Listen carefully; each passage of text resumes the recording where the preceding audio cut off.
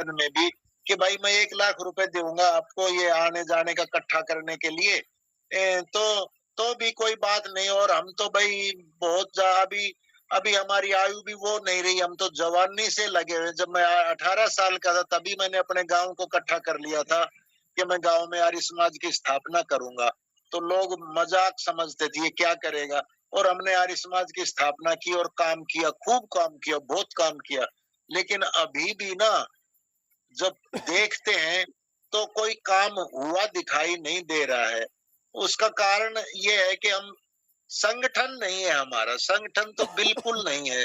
कई बार मैंने प्रतिनिधि सभाओं से भी कहा और पत्र भी लिखे, गया भी हूँ, सभाओं में भी कहा है कि आप लोग जो करना है वो नहीं कर पाते, तो उस बात को आई गई कर देते हैं। क्योंकि पदाधिकारी ना ठीक ठीक मेरे से पूछो तो मैं उतने कठोर शब्द बोल नहीं पा रहा हूँ, क्या करूं। पदाधिकारियों की तो बहुत भारी दिक्कत आ रही है। तो उसमें आचार्य जी मैं ऐसा कहता हूँ, आप कभी अब इकट्ठा करने लगो, ये संगठन बनाने लगो, तो कभी फिर वही भीड़ इसमें आ जाए और वो का वो हो जाए। क्योंकि भले लोग ना पद की लोग की तरफ भागते नहीं, और वो जो ऊट पटांग जो उद्देश्य से आते हैं वो पद की जी जी जी बिल्कुल। का दुरुपयोग होता रहता है। रखा जाए तो ठीक रहेगा। और बाकी तो आप लोग जो ऐसा काम करने के लिए गुजरे चले हो, तो आपने अपने जो बनाया तो होगा ही प्रारूप, कैसे करना है क्या करना है। तो हम तो आपको पूरा अपना 100% देंगे अगर ऐसा आप करने के लिए चल रहे हो। तो हमें तो चाहिए ऐसा कि अब अंतिम पड़ाव में है। मैं 69 साल का हो गया जी। अब भी मैं अपनी आंखों के सामने अगर ये देख लूं कि आर्य समाज की वही दुमदुमी बजने लग जाए और लोग आर्य समाज पे करने लग जाए। मैं छोटी सी बात एक बता देना चाहता हूँ। आर्य समाज का एक नियम है, शारीरिक आत्मिक और सामाजिक विकास। इसकी परिभाषा ही इसका इसका परिभाषा ना जो इनको इस नियम को गलत पढ़ा गया है। इसमें सामाजिक विकास में इनके दिमाग में ये रह रहा है आर्य समाजियों में कि और किसी का विकास, बल्कि ये है इस तरह से शारीरिक भी, खुद शरीर भी तो अपना ही है, अपने शरीर का विकास, और आत्मिक आत्मिक भी अपना, और सामाजिक भी अपना। अपनी सामाजिक ख्याति इतनी हो कि मेरे कहते ही काम हो जाए। मैं मेरे को मांगने से कोई नमक नहीं दे रहा तो मेरा सामाजिक विकास कहाँ है। मैं दूसरे का सामाजिक विकास क्या करूंगा, मेरा सामाजिक विकास नहीं है। देखो लाला लाजपत राय का सामाजिक विकास बहुत ज्यादा था, और अगर आप पढ़ोगे ना क्रांतिकारियों का इतिहास, तो इस देश में आजादी तब आई तब जिन लोगों का सामाजिक विकास था उनके लिए लोग जागे हैं। लाला लाजपत राय जब लाठियों से मारे गए तो लाला लाजपत राय का सामाजिक विकास बहुत था। तो आज के आर्य समाजियों का सामाजिक विकास नहीं है। उनके लिए कोई मर मिटने, उनको कोई सुई धागा देने को तैयार नहीं होता। दान दक्षिणा की और खून देने की बातें तो अलग हो गई। उनको आजकल बच के चलने लग गए आर्य समाजियों से। और ये जो स्थिति पैदा हुई है, ये पद लोलुप पदाधिकारियों से पैदा हुई है। तो मैं तो ये चाहूंगा कि आपका जो प्रारूप है उसी को सुनना चाहूंगा। जैसा आदरणीय अतर सिंह जी ने कहा कि मैं तो सुनना तो वही चाहूंगा जो आपका प्रारूप क्या है, किस प्रकार से करोगे। और उसमें कोई बात आएगी तो अपने जो जितना समझ पाएंगे वो आपको अपने सुझाव भी देते रहेंगे। आर्य जी आपने बहुत बचपन से लेकर के आपके अंदर जो दर्द था और वर्तमान की परिस्थितियों को लेकर के आर्य समाज की इस दुर्दशा को लेकर के आपने अपने विचार रखे, और आपने ये पद लोलुपता के विचार रखे। देखिए, और हमारा जो प्रारूप जो है वो कैसा रहेगा, वो क्या रहेगा, तो उसकी आपने चर्चा की। तो इसमें ऐसा है कि एक बात तो मैंने आपको स्पष्ट रूप से रख दी है आप सबके लिए कि विद्वान लोगों के अंदर कोई ना कोई कमी है, जिसके कारण से हमारे जैसे लोगों को आज आवश्यकता क्यों पड़ी, हमारे जैसे सामान्य लोगों को भी, कि हम देश धर्म के लिए इतने बड़े लोगों को झकझोरें और इतना बड़ा कार्य हाथ में लें। खैर, देश के लिए दर्द किसी में भी हो सकता है, जिसके अंदर दर्द होता है वो मर जाता है, मिट जाता है, समाप्त हो जाता है। उसे न कोई पद की लालसा होती है, उसे न कोई पैसे का लालच होता है और न उसे कोई सम्मान की लालसा होती है। इसलिए मेरा प्रथम निवेदन तो ये है कि यदि ये संगठन चले, यदि ये कार्य हम कर पाएँ आर्य कार्यकर्ताओं को एकत्रित करने का, तो उसमें पहली बात तो ये है, कोई पद नहीं, कोई सम्मान की भावना नहीं, कोई पैसे का लालच, कोई मांग नहीं होनी चाहिए। यदि आपने जो बात कही कि यदि मादा इतना होना चाहिए कि सामने वाले से कुछ मांगे अथवा बिना मांगे ही दे दे। यदि व्यक्ति के अंदर अपने लिए कुछ नहीं मांगता, समाज के लिए, धर्म के लिए, देश के लिए यदि कुछ मांगने की प्रवृत्ति रखता है, तो लोग अपने आप उनको दिखता है भाई अपने आप तो खुद मर रहा है, ये मतलब देश धर्म के लिए मरने को तैयार है, तो लोग देते हैं। तो हमारा ये जो कार्य चले, इसमें हमारा ये कहना है, कोई पद की लालसा नहीं है, कोई किसी तरीके का लालच नहीं है, कोई किसी तरीके की सम्मान की भावना नहीं है। हम तो ये चाहते हैं कि ये विद्वान लोग भी एकत्रित होकर के और इस कार्य को कर लें। ये कार्यकर्ता ही भले ही एकत्रित होकर के कर लें, हम तो कभी शक्ल भी ना दिखाएंगे।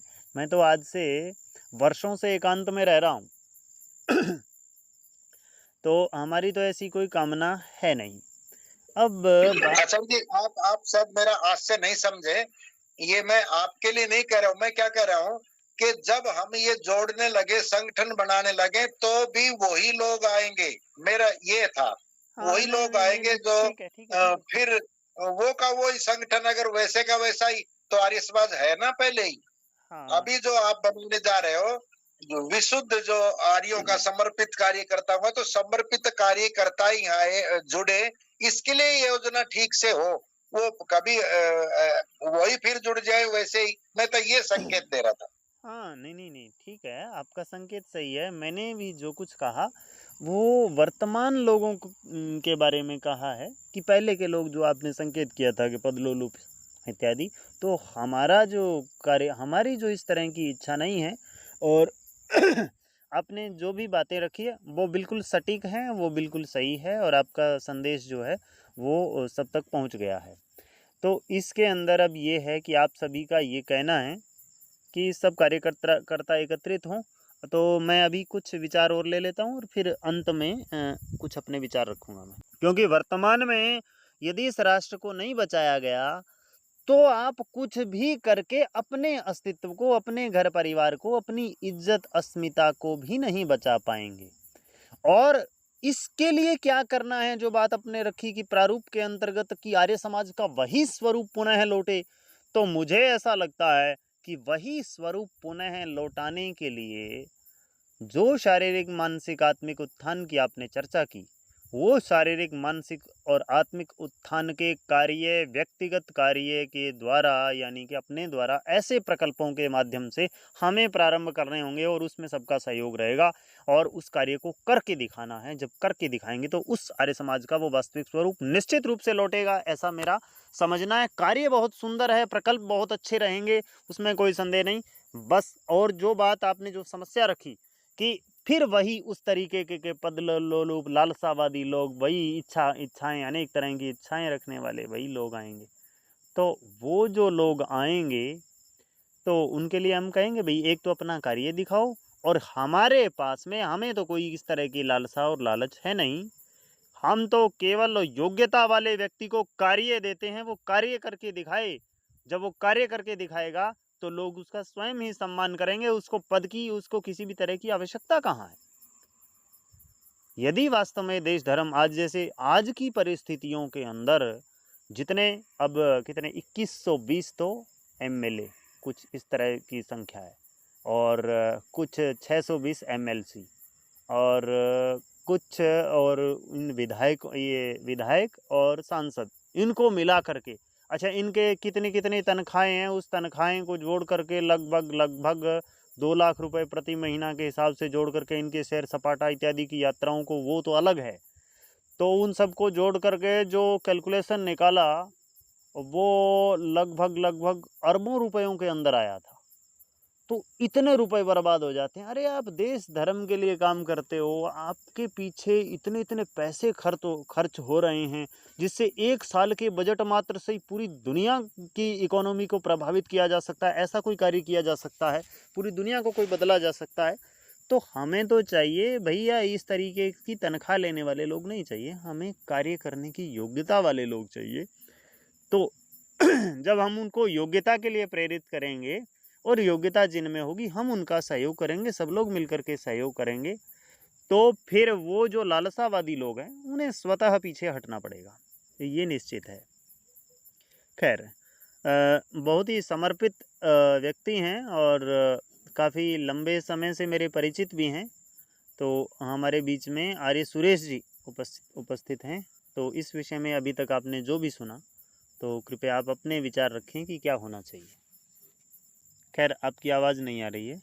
मैं संपूर्ण समाधान नाम से एक आईडी है, तो मैं उनको निवेदन करता हूँ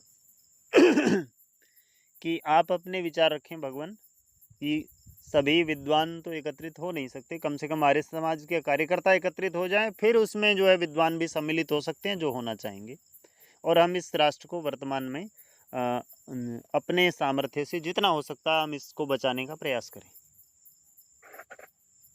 हाँ नमस्ते जी। हाँ हाँ नमस्ते। ये मेरा यशवीर का है जी ये। अच्छा आचार्य जी आपका है। आचार्य हाँ जी हाँ जी, मैं आपकी सुनूंगा बस। यशवीर जी नमस्ते जी, सतीश आर्य बोल रहा था जी। हाँ सभी को नमस्ते। हाँ। मैं ये कह रहा था कि ये जो कार्य आप करना चाह रहे हैं, कार्य तो इसमें कोई ये कैसे कह सकता है कि खराब कार्य है। कार्य तो ये नंबर 1 का है, इसे करना ही चाहिए। आज के नौजवान को इसी को अपना लेना चाहिए कि यही करेंगे और कुछ नहीं करेंगे।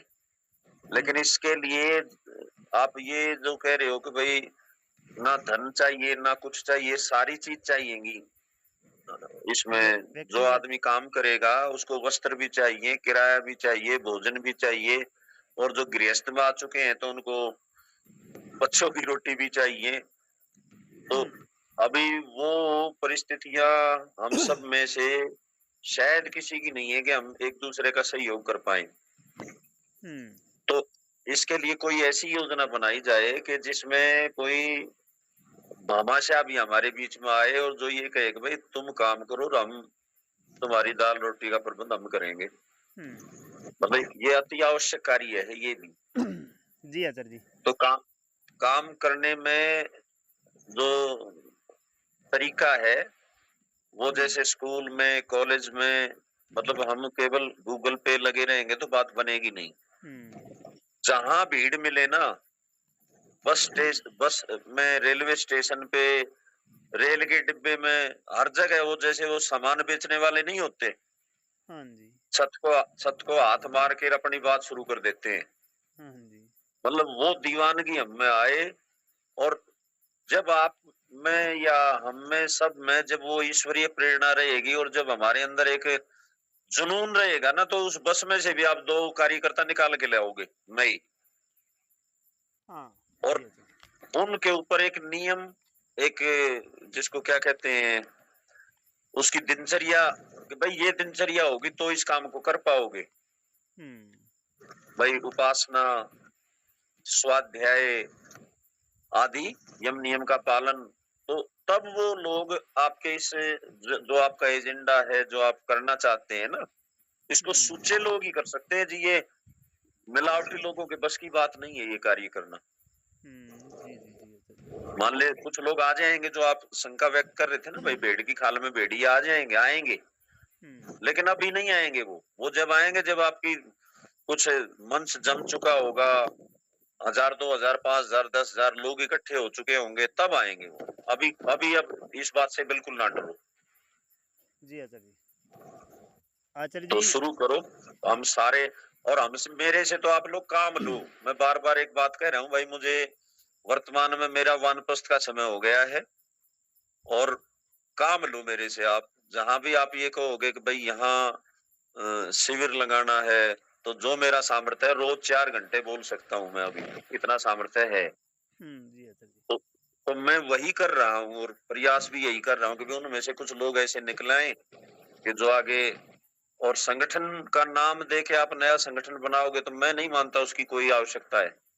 बिना नाम के, जैसे आरएसएस आज तक रजिस्टर्ड नहीं है और इतना बड़ा संगठन बन गया, तो हम आर्य समाज के ध्वज के नीचे ऋषि दयानंद का पवित्र संगठन है, और उसी में हम कुछ ऐसे लोगों को इकट्ठा करेंगे जो सचमुच पहले जो स्वतंत्रता के दीवाने थे उनकी तरह काम करें। और आज तो आर्य समाज को ही आजाद कराने की जरूरत है भाई। भाई वर्तमान में तो आर्य समाज ही मतलब एक प्रकार से जंजीरों में जकड़ लिया लोगों ने जी। अच्छा, अपने अपनी रोजी रोटी का या अपनी ऐशना पूर्ति का साधन बना लिया। कहीं भी पूरे देश में आर्य समाज है। मैंने शायद पहले आपको बताया था कि जम्मू एंड कश्मीर में 58 आर्य समाज हैं, केवल 8 सक्रिय है, और उन 8 में भी 8 लोग ही आते हैं, और जो मुड्डे पे बैठ के हवन में आहुति देते हैं इतने बूढ़े, और बाकियों पे मुसलमानों का भी कब्जा है। चल ही नहीं रही है, 50 तो चल ही नहीं रही है, बंद है। और ये जम्मू कश्मीर की बात नहीं है, पूरे देश का, आपके राजस्थान में भी यही हाल है। दिल्ली में जो 300 आर्य समाजें चल रही है, उनके वो पुरोहित जो है वो केवल अपना पेट पाल रहे, अपना परिवार पाल रहे, कुछ नहीं कर रहे। हाँ, बस नाम जीवित है भाई, आर्य समाज है, बाकी आर्य समाज का काम तो कहीं हो ही नहीं रहा है। और ये तब तक नहीं होगा जब तक व्यक्ति उपासक नहीं बनेंगे। भाई इससे सुख लेंगे ना हम, ऋषि दयानंद ने जो रास्ता बताया उससे जब सुख लेने लगेंगे हम, तब हम आगे काम कर पाएंगे। तो मैं तो आप सबसे ये करबद्ध निवेदन करता हूँ कि भाई एक तो उपासना को बढ़ाओ, और कोई बिजनेसमैन है तो उसको भी आओ, या हमें सही कोई ऐसा बिजनेसमैन बन जाए। मतलब ऐसे फार्मूले भी है जिससे धन कमाया जा सकता है बेशुमार। जी। मतलब ऐसा हो सकता है, लेकिन हम में से कोई हिम्मत करके ये तो करे भाई अब मैं करूंगा इस काम को, एक एक जिम्मेदारी लेके चल पड़ो। जी। तो जैसे मैं कह रहा हूँ भाई मुझे आप काम दो, मैं वो करूंगा, ऐसे ही कोई जिम्मेदारी ले ले भाई मैं बिजनेस करूंगा, तो फिर थोड़ा बहुत मार्गदर्शन हम उसमें भी करेंगे कि भाई ये काम ऐसे हो सकता है। जी। तो धन्यवाद, आप सब ये सोच रहे हो, मैं तो यही आपके मतलब साधुवाद देता हूँ कि आप ऐसा करने की सोच रहे हो, तो कहीं ना कहीं बीज तो बचा है। आप सबको धन्यवाद, और आज तो मैं सुनूंगा, फिर करेंगे बात। जी आचार्य जी, आपने अपने विचार रखे, आपका बहुत बहुत हृदय से धन्यवाद। आपने प्रथम कहा कि देखो मना कोई नहीं करेगा अच्छे कार्य के लिए, तो देखिए मेरा कहने का अभिप्राय ये है कि आप अपने विचार रखें, क्योंकि कई बार क्या होता है कि इस विषय में ये समस्या आती है इसलिए ये कार्य नहीं होगा, कहीं इस प्रकार के, क्योंकि किसी न किसी चीज़ के निषेध होने के पीछे कोई कारण होता है, तो इसलिए उस कारण को ध्यान में रखते हुए वो कारण भी व्यक्ति बता सकता है। इसलिए मैंने ये पूछा कि आप अपने विचार दीजिए। हालांकि मुझे ये पता नहीं था, क्योंकि एक और सुरेश जी हैं, उनकी आईडी वो जुड़े भी थे। हाँ, अभी जो बोल रहे हैं, उनका माइक खुला है, सुरेश जी का कुछ बोल रहे हैं पर आवाज नहीं आ रही। हाँ जी, तो मैंने सोचा कि नमस्ते। हाँ नमस्ते आर्य जी, नमस्ते। और आईडी भी मुझे आज पता नहीं क्यों दिखाई नहीं दे रही है यहाँ पे, और कितने लोग जुड़े हुए हैं, पहले तो दिखाई देती थी, तो इसलिए मैंने सोचा कि वो सुरेश जी हैं। तो और बाकी जो आचार्य जी आपने कहा सब कुछ चाहिए, आचार्य जी अभी आपने जो कहा, सुरेश जी मैं अभी आपके पास आता हूँ, थोड़ी देर में आपसे विचार करेंगे। तो आपने कहा कि सब कुछ चाहिए, पद चाहिए, नहीं पैसा भी चाहिए, कपड़े भी चाहिए, किराया भी चाहिए, सब कुछ चाहिए। तो देखिए जो बात अपने आर्य सतीश जी ने रखी थी कि हमारा वजूद होना चाहिए कुछ, तो वजूद तो वही बात है जैसे आप कह रहे हो कि मुझे काम दीजिए, और यही बात हमने रखी कि हम काम करने वाले होंगे तो लोग हमारा सहयोग करेंगे फिर, क्योंकि ये व्यक्ति अपने लिए नहीं कर रहा, ये पता चलता है कि ये समाज के लिए कर रहा है, तो समाज के लिए इसको आवश्यकता है, तो वो उसको किराए की भी आवश्यकता हो सकती है और भी हो सकती है, और अभी आर्य समाज को ही जगाने की आवश्यकता है। और आप जैसे चिंतक हमारे पास में हैं, तो मैं ये समझता हूँ, और जिन्होंने पहले बहुत अच्छा कार्य किया है, और आप जैसे उपदेशक हमारे पास में, और जो ईश्वर उपासना जैसे महत्वपूर्ण विषय की ओर ध्यान दिलाते हैं, बल्कि ऐसा ध्यान दिलाने से पहले आपने जीवन में धारण किया होगा, तो इससे ही वास्तव में शारीरिक और मानसिक विकास संभव है, और इसके विकास से ही व्यक्ति अंदर से जो कुछ प्राप्त कर सकता है उसी के लिए तो जोड़ेगा दुनिया को, अन्यथा उन्नति का कोई समाधान ही नहीं है।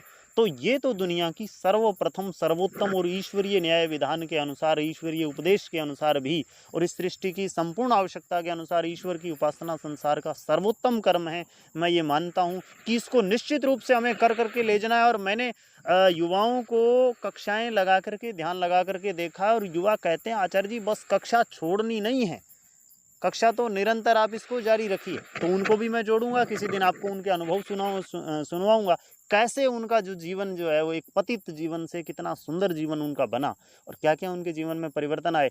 तो वो जो चीज़ें हैं, वो जो प्रकल्प है, वो प्रकल्प हम सारे लेकर के चलेंगे। तो आचार्य जी, आपने जो ईश्वर उपासना से संबंधित और जो कुछ हमारा मार्गदर्शन किया, तो इसमें बहुत ही उचित है वो, और हम ऐसा करने का प्रयास करेंगे।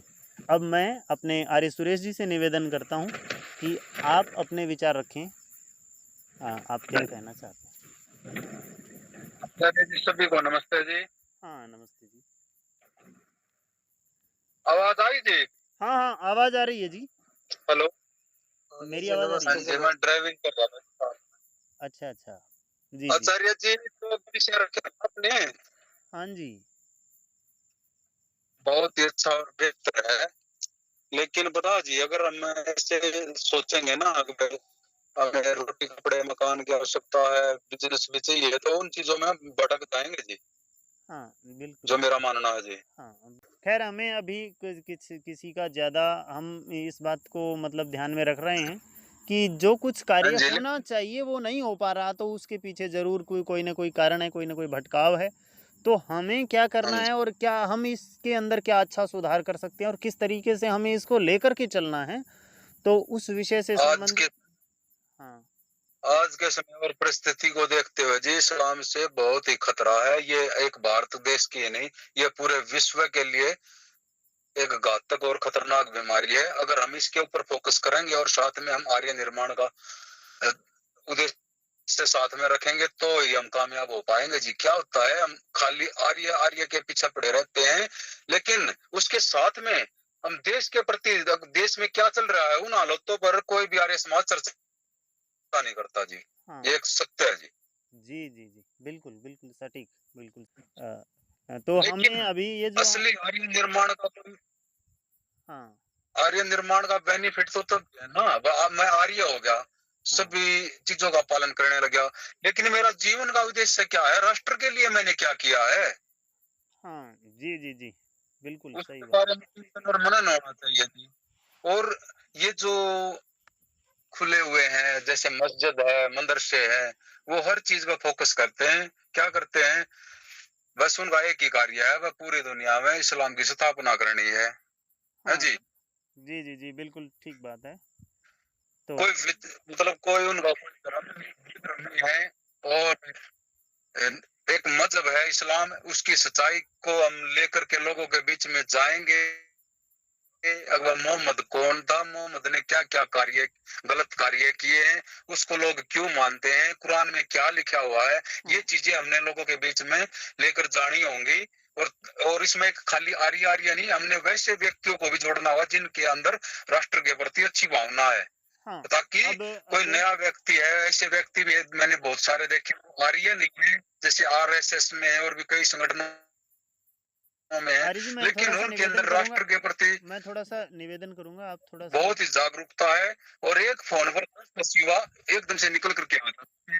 बिल्कुल बिल्कुल, उनके अंदर जागरूकता है, वो देश धर्म, आपने दो बातें, तो ये चीजें, हाँ आर्य जी हाँ जी ठीक है, आपने जो बातें रखी है वो बिल्कुल सही है। अभी केवल हमें थोड़ा सा संक्षिप्त करते हुए कि हमें वर्तमान में आर्य कार्यकर्ताओं को जोड़ना है। पहला कार्य है हमें जो आर्य समाज के प्रति दर्द रखने वाले कार्यकर्ता है उनको जोड़ना है। उनके बीच में हम सारी चर्चा करेंगे, और सारी चर्चा करने के बाद में उनको पता चलेगा कि हम लोग इस राष्ट्र को बचाने के लिए क्या क्या कर सकते हैं। फिर हम उनके बीच में हमारी चर्चा होगी कि प्रकल्प क्या क्या हो सकते हैं, फिर प्रकल्पों के अनुसार किस व्यक्ति की कैसी कैसी योग्यता है, और फिर किस किस का कैसा कैसा क्षेत्र है, और किसको क्या आवश्यकता है, और कौन कितना सामर्थ्यशाली है, ये सब योग्यता के अनुसार पता करके और फिर हम कार्य करेंगे। वर्तमान आवश्यकता देखिए सबसे आज की मीटिंग की, क्योंकि समय ज़्यादा हो रहा है और अभी एक दो विशेष व्यक्तियों के विचार लेने हैं। तो मैं आपने जो बात रखी, बहुत अच्छी बातें आपने रखी, और दो बातें बहुत महत्वपूर्ण बातें, हमारे जीवन का उद्देश्य क्या है और इस राष्ट्र के लिए सबसे बड़ी आवश्यकता क्या है। तो ये यदि किसी व्यक्ति को पता है ना, तो वास्तव में वो व्यक्ति इस संसार में कोई अस्तित्व रखता है, अपने ज्ञान का अपना कुछ वजूद रखता है कि इस जीवन में उसे करना क्या है और वर्तमान की परिस्थितियां क्या है। अन्यथा इस संसार में कोई भी किसी को भी कभी भी कुछ भी किसी भी तरीके से कुछ भी कर सकता है। तो बहुत बहुत धन्यवाद सुरेश जी। और अब मैं श्री आचार्य श्री रणजीत जी को आमंत्रित करता हूँ कि आचार्य जी आप बताइए कुछ मार्गदर्शन, जो भी अभी हम वर्तमान में जो कार्य कर रहे हैं उसमें क्या प्रासंगिकता है, क्या होना चाहिए और क्या उचित है क्या नहीं है। आचार्य रणजीत जी। आचार्य ईश्वर जी ने आपने जो विचार रखे हैं, ये वास्तव में समय की मांग है और हमें एकजुट होकर के समर्पित भाव से आर्य समाज के नियमों का पालन करते हुए जितना सामर्थ्य है, यथाशक्ति सामर्थ्य, इसको काम को बढ़ाना चाहिए। जी जी आचार्य जी। जी आचार्य जी, जो अपने जो विद्वान जो हैं वो किसी कारण से एकत्रित न हो सके, हमारे जो कार्यकर्ता हैं उनको जोड़ने का प्रथम प्रकल्प है कि अब देखिए कि मैंने एक पोस्ट डाली थी, हो सकता है आप में से लगभग लोगों ने पढ़ी है, किसी ने नहीं पढ़ी होगी। उस पोस्ट को देख करके कोई भी व्यक्ति ये नहीं कह सकता कि ये नहीं होना चाहिए, परंतु फिर भी किसी का फ़ोन नहीं आया। उस पर फ़ोन नंबर दिए हुए थे, किसी का फ़ोन नहीं आया कि जी मैं इसके लिए तैयार हूँ। तो इसके लिए हाँ, ये विद्वानों की कमी है, और कमी मैं इसलिए मानता हूँ कि वो लोग निराश हो गए हैं कि भाई अब तो भाई जो अच्छे लोग हैं वो भी संगठित नहीं हो रहे हैं, वो आर्य नहीं बन रहे हैं, आर्य नहीं बन सकते हैं। तो ये हो सकता है, यह अपने अपनी है। लेकिन जो आपने जो ये कार्यकर्ताओं को संगठित करने का बीड़ा उठाया है आचार्य जी, वास्तव में बहुत ही महानतम काम है, महानतम काम है। और कार्यकर्ता जग गए और आगे बढ़ गए तो ये विद्वान भी आ जाएंगे। जी आचार्य जी, एक तो मैं आप सभी से निवेदन करता हूं कि मुझ पर मत थोपिए सभी लोग कि आपने ये जो बीड़ा उठाया है, ये आपका सुनिए एक देखो, सुनो मेरी बात आचार्य जी सुन लीजिए। देखो, ये बात माननी पड़ेगी। आपने एक प्रयास किया कि चलो आर्य विद्वान लोग इकट्ठे हो जाते हैं तो बहुत सरलता से निर्णय लेकर के अपना एक सामूहिक काम करते हैं, एक बात। दूसरी बात है, आपने ये किया है तो वास्तव में बहुत कम आचार्य लोग हैं अपना गुरुकुल चला लेंगे और भी जो अन्य आचार्य कर रहे हैं, लेकिन कार्यकर्ताओं को पहले संगठित करना और एक योजना बना करके आगे बढ़ना, ये बड़ी बात है। जी आचार्य जी, मैं आपसे आप सभी से ये निवेदन करना चाहूँगा, ये आप सबका कर्तव्य है, ये आप सबका दायित्व है। क्योंकि मैंने एक बात पहले रख दी है, मुझे मतलब जिस समय आवश्यकता थी तो उस समय मुझे कोई जो आवश्यकता थी वो चीज़ नहीं मिली, तो आज मैं ईश्वर की कृपा से अंदर से वो चीज़ अनुभव करता हूँ कि मुझे किसी चीज़ की आवश्यकता नहीं है, क्योंकि अंदर के किसी चीज़ का किसी तरीके का आभास नहीं दुख प्रतीत होता। तो ईश्वर की तरफ से वो जो, जैसे आचार्य जी ने वीडियो अपनी आईडी का नाम रखा है संपूर्ण समाधान, तो ईश्वर की तरफ से अंदर से संपूर्ण समाधान है। तो मेरा निवेदन है कि आप सबका कार्य है, ये आप सबका बीड़ा है एक तरह का। तो जी हाँ, तो इसमें मैंने उठाया है ये कुछ नहीं है, ये आप सबका कर्तव्य है, आप सब ने शुरू किया है, आप सभी ही इस कार्य को करेंगे मिल करके। आचार्य जी आपका बहुत बहुत धन्यवाद। अब हमारे बीच में साहिल जी हैं, मैं आपसे निवेदन करता हूं कि आप अपने विचार रखें, माइक अनम्यूट कीजिए।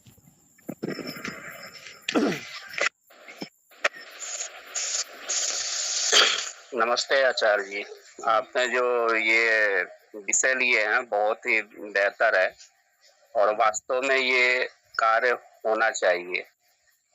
और मैं खुद जिस क्षेत्र से हूँ बिहार में, तो अभी मैं हाल फिलहाल मान के चलिए कि लगभग 2 माह ग्राउंड पे जा करके और यही राष्ट्र, धर्म, संस्कृति, अपने समाज के अस्तित्व के विषय में कुछ जो है कि चर्चा करने के लिए समाज में गया।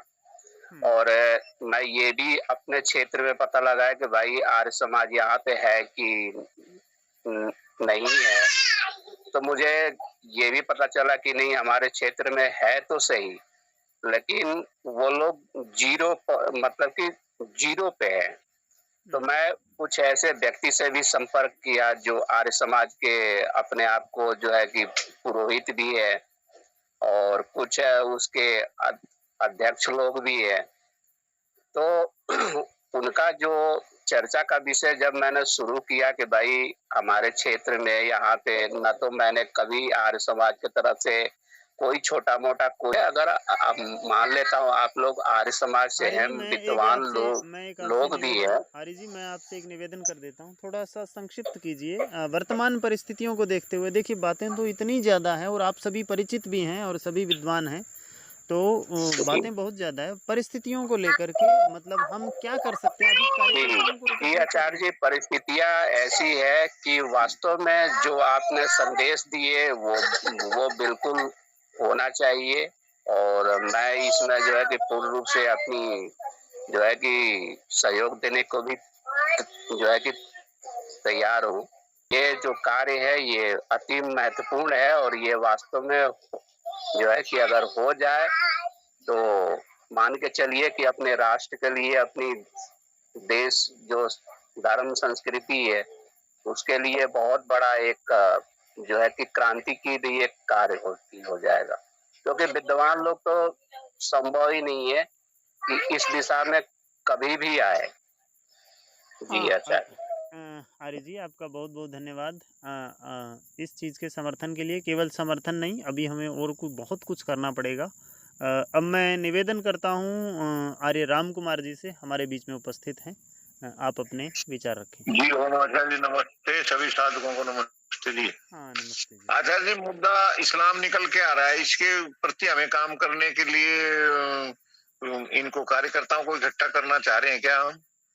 अरे जी, केवल मुद्दा इस्लाम नहीं, इस्लाम की तो मैंने कुछ बातें रख दी। इतना खतरनाक, इतने खतरनाक है ना कि सारा का सारा आदमी भूल जाएगा अपना अस्तित्व भी। वो जो जिसको कहते हैं ना कि मूर्छा में चला जाएगा, अपने अस्तित्व को भूल जाएगा। इतनी भयंकर परिस्थितियां हैं धर्म समाज की। तो कम्युनिस्ट भी है, ईसाई भी है, वामपंथी भी है, खालिस्तानी भी है, सेकुलर भी है, बहुत प्रकार के एजेंडे चलते हैं।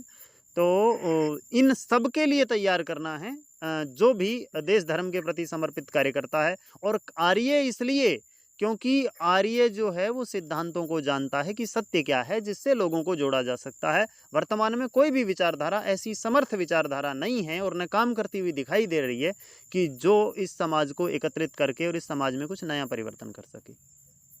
जी आचार्य जी, इसके लिए तो देखो एक हमें चैप्टर बनाना पड़ेगा, है ना, कि भाई हमारे सिस्टम में कहाँ क्या कमी है। तो विद्वान लोग, जो विचारक लोग हों, सारे मिलके कोई ऐसा चैप्टर बनाया जाए जिसको सुन के शिविर लग के वो विद्वान कार्यकर्ता हमारे साथ इकट्ठा रहे।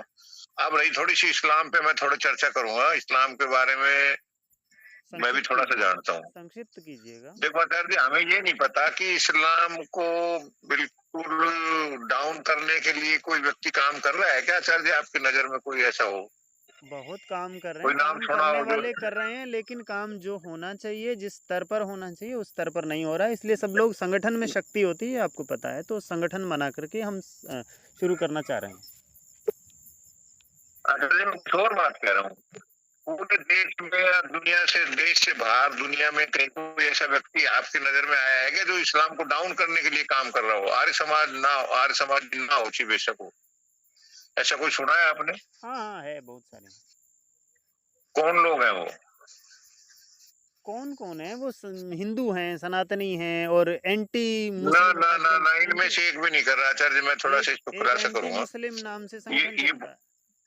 ये इसलिए जरूरी हो गया देखो 2 लड़के तो विशेष काम कर रहे आर्य हैं, जी, आर्य जी विशेष। सुनिए एक मिनट। आप हमारी चर्चा का विषय ये है कि हम कार्यकर्ताओं को एकत्रित करके और काम करना है। हमें अभी जो वर्तमान की आवश्यकता है, कार्यकर्ताओं को एकत्रित करने से संबंधित आपके कुछ विचार हों तो आप बताइए, अन्यथा विषय बड़ा हो रहा है, समय इतना देखो कम है। कार्यकर्ताओं को एकत्रित करने के लिए तो एक कोई ऐसा हमें बिल्कुल चैप्टर बनाना पड़ेगा, साफ सुथरा हल्का सा सोचा समझा कि उससे उसको सुन के कि भाई हाँ ठीक है, और वो कार्यकर्ता आ जाए। तो कार्यकर्ता भी निकाल के लाना कोई आसान काम नहीं है आचार्य जी। हाँ ठीक है, आपके विचार आ गए हैं। कार्यकर्ताओं को एकत्रित करने से संबंधित ही हम लोग चर्चा आगे भविष्य में करेंगे। वो सब चैप्टर इत्यादि वो सब कुछ बनेंगे, वो सारी चर्चाएं होंगी। हमारे पास ऐसे लोग भी हैं अभी, जैसे आचार्य जी ने हमारे पास सामने विचार रखे थे, हम कार्य करने को तैयार हैं, ऐसे समर्पित लोग हैं। तो अब मैं अपने अतर सिंह जी से कहना चाहूँगा, यदि आप कुछ रखना चाहें तो इनका सबका समराइज करके आप संक्षिप्त रूप में कुछ कहिए। कुछ कहना चाहें तो कहिए, नहीं तो फिर मैं समापन की तरफ लेकर चलता हूँ। हाँ आचार्य जी, आप समापन की तरफ चलिए, समय का अभाव है, आप अपने विचार रखिए। हाँ ठीक है, जी आप सभी ने अपने अपने विचार रखे। वर्तमान समय की इतनी गंभीर और इतनी व्यथित करने वाली परिस्थितियां हैं कि जिन परिस्थितियों को लेकर के हमने कुछ नहीं किया तो सब कुछ बिखरने वाला है। जो विद्वान की आंख देख तो सकती हो लेकिन कोई ना कोई कमी है, और उस कमी को पूरा कौन कर सकता है? वो जो है हमारे वेद कहें, उपनिषद कहें, ऋषि कहें, अथवा वर्तमान के महापुरुष कहें, या वर्तमान की समष्टि की सबसे बड़ी आवश्यकता है वो है ईश्वर की उपासना, ईश्वर को मानना। उस सिद्धांत को मध्य रखते हुए हमें आर्य समाज के प्रथम कार्यकर्ताओं को एकत्रित करना है, उनके सामने एक बात पहुंचानी है। क्योंकि कार्यकर्ता जो है, जो देश धर्म के प्रति अग्नि रखता है और योग्यता रखता है, वो जितनी उसकी सामर्थ्य है, वो यदि देश धर्म के प्रति दर्द है तो निश्चित रूप से कार्य करने को तैयार होगा। जितनी सामर्थ्य है उसमें, जो सामर्थ्य है वही कार्य करे वो, और वो किसी के प्रति दबाव नहीं है कि भाई आपने कुछ नहीं किया, ये नहीं किया, वो नहीं किया। तो ऐसे लोग हमारे सामने निकल करके आने को तैयार हैं। प्रकल्प जो हैं वो आज रखने का विचार नहीं है, प्रकल्प बहुत हैं, प्रकल्प एक से एक बढ़ कर के और अच्छे प्रकल्प हैं, और उन सब के अंदर हम सब मिलकर के काम करेंगे तो वो काम निश्चित रूप से होगा। क्योंकि प्रकल्प से सामान्य रूप से एक मैं संकेत करना चाहता हूँ, जहाँ विज्ञान की आवश्यकता है, विज्ञान से संबंधित बताने की, सिद्धांत को पुष्ट करने की, वहाँ पर ऐसे ऐसे हमारे पास आर्य समाज के ऐसे ऐसे विद्वान हैं।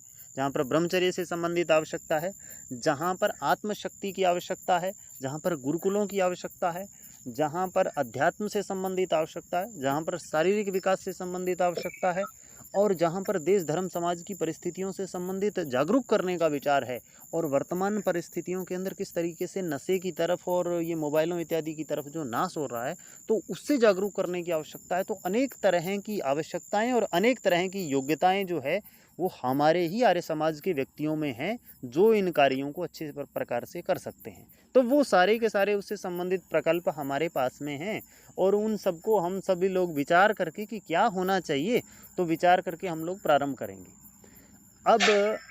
अब बात ये है कि हमें अभी जैसे एक पोस्ट डाली थी, तो पोस्ट को पढ़ करके उसके अंदर नंबर दिए हुए थे, तो उन नंबरों से किसी ने मैसेज नहीं किया, उस पर किसी ने फ़ोन नहीं किया कि जी हाँ हम इस चीज़ का समर्थन करते हैं। लेकिन अभी आप सभी लोग जो जुड़े हुए हैं वो लोग ये कह रहे हैं कि ये कार्य वर्तमान की सबसे बड़ी आवश्यकता है और संसार का सबसे प्रासंगिक, सबसे अच्छा कार्य है वर्तमान में। तो यदि अच्छा कार्य है तो हमें लोगों को जोड़ने के लिए, जो इस तरह के समर्पित लोग हैं, उन लोगों को जोड़ने के लिए, जो विद्वानों की परिस्थितियों और वर्तमान की परिस्थितियों को अच्छे से समझते हैं, उन लोगों को जोड़ने के लिए आपको स्वयं लोगों से चर्चा करनी पड़ेगी। जो वास्तव में देश धर्म समाज के प्रति दर्द रखता है वो कार्यकर्ता, उस प्रत्येक कार्यकर्ता का ये दायित्व बनता है कि वो ऐसे लोगों से स्वयं बात करे, उनसे स्वयं बात करके यहाँ पर हमारी जो चर्चा हुई उस चर्चा से संबंधित चर्चा करके और उन्हें कहे कि आप हमारे साथ जुड़िए। स्वाभाविक रूप से लोग जुड़ेंगे, वो मीटिंग में आएंगे, वो अपने विचार रखेंगे, और इस तरीके से हम एक संगठन बना पाएंगे। और यदि हम इस तरीके से केवल मुझ पर ही सारा काम छोड़ दो तो मैं भाई कितने लोगों को जोड़ पाऊंगा और कितना कर पाऊंगा? क्योंकि कार्य तो मेरे पास तो एक कार्य नहीं है, मेरे पास तो 1000 कार्य है। मतलब आज मैं जिस परिस्थिति में हूँ, परिस्थिति वसात आपको बताना पड़ रहा है, अन्यथा मैं बताना भी उपयुक्त नहीं समझता। मैं कैसी परिस्थिति में रहता हूँ कि जिसमें खाना मुझे स्वयं बनाना पड़ता है, जिसमें ज़मीन की बुआई बिजाई और सारे काम ज़मीन के मुझे करने पड़ते हैं, जिसमें बाहर के धार्मिक कार्यों को मुझे करवा करके आना पड़ता है, जिसमें ऑनलाइन मुझे पढ़ाना पड़ता है, जिसमें ऑनलाइन ध्यान आदि मुझे सिखाना पड़ता है, और जिसमें अपने व्यक्तिगत आदमी के जितने कार्य हो सकते हैं वो सारे के सारे कार्य मुझे करने पड़ते हैं, और वो भी जंगल में अकेले रहते हुए। तो आप सोच सकते हो कि मैं मतलब क्या क्या कर सकता हूँ।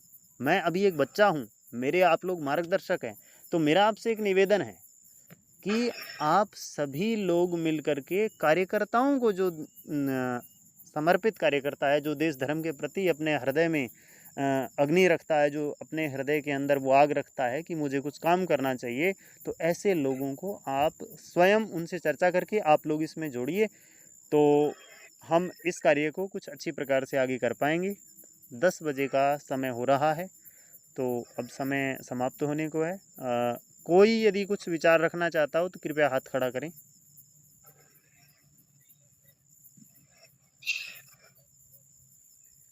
फिर आगे की सूचना जो है वो मैं अपने ग्रुप में दे दूंगा, और आप सभी लोग अपने ग्रुप के अंदर कार्यकर्ताओं को जोड़ने का प्रयास करें।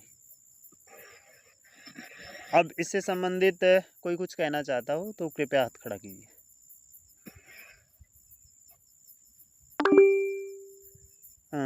हाँ जी साहिल जी, संक्षिप्त शब्दों में। जी, मैं ये बस कहना चाह रहा हूँ कि जैसे भाई जी कह रहे थे कि इस्लाम के प्रति कोई कार्य कर रहे कि नहीं, तो ऐसे एक सज्जन है आशीष गोडसे जी, और उनकी जो संगठन है वो कर्म योगी टीम के है, और वो टोटली इस्लाम पे ही उनका कार्य है। जी हाँ, ठीक है।